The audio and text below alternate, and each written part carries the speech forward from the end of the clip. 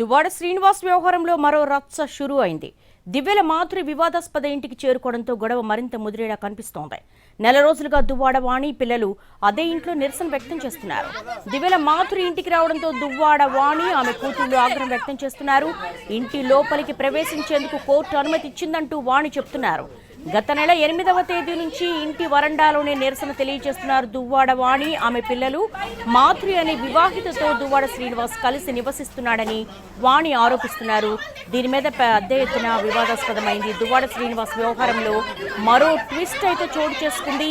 ప్రస్తుతం ఆయన ఇంటి వద్ద దివ్యల మాధురి ఇంటికి రావడంపై దువ్వాడ వాణి ఆగ్రహం వ్యక్తం చేస్తున్నారు. ఆమె అదే ఇంట్లో నెల రోజులుగా నిరసనకు దిగారు. వాణి ఆమె పిల్లలు ఇంట్లోకి ప్రవేశించేందుకు కోర్టు అనుమతి కూడా ఇచ్చిందని చెప్పేసి ఆమె వాగ్వివాదానికి దిగారు.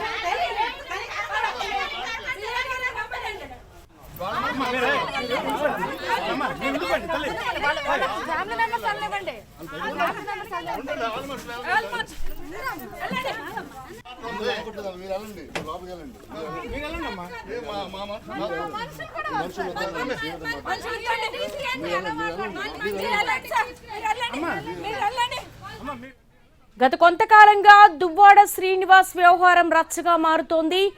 మరోవైపు దివ్యల మాధురి వివాదాస్పదమైనటువంటి ఇంటికి చేరుకున్నారు. ఈ గొడవలో చాలా కీలకంగా దివ్యల మాధురిని పేర్కొంటారు. అయితే ఈ గొడవ మరింత ముదిరేలా కనిపిస్తోంది. నెల రోజులుగా దువ్వాడ వాణి అలాగే పిల్లలు అదే ఇంట్లో నిరసన వ్యక్తం చేస్తున్నారు. దువ్వాడ శ్రీనివాస్ వ్యవహారంలో మరో రచ్చ షురూ అయింది. దివ్యల మాధురి వివాదాస్పద ఇంటికి చేరుకోవడంతో గొడవ మరింత ముదిరేలా కనిపిస్తోంది. దీనికి సంబంధించి మా ప్రతినిధి నాయుడిని అడిగి తెలుసుకుందాం. నాయుడు, అసలు ఇంటి దగ్గర ఏం జరుగుతోంది? ఎందుకు దివ్యల మాధురి ఇంటికి వచ్చారు?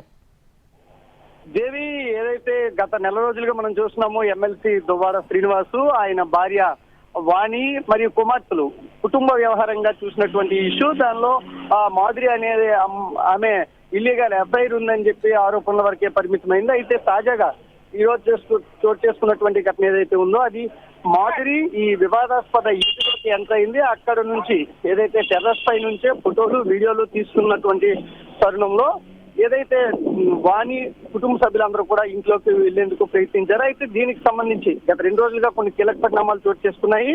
మొన్న 5వ తారీఖున ఏదైతే గత నెల రోజులుగా తన భర్త ఉన్నటువంటి ఇంట్లోకి వెళ్ళడానికి నాకు అనుమతి ఇవ్వండి కోర్టులో పిటిషన్ వేసిన నేపథ్యంలో కోర్టు కూడా దువ్వాడ వాణికి అనుకూలంగా తీర్పు ఇచ్చింది.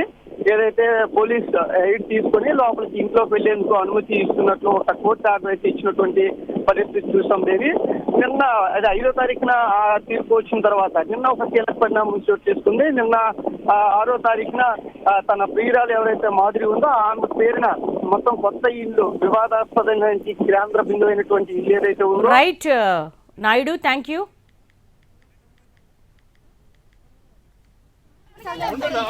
ఆల్మోస్ట్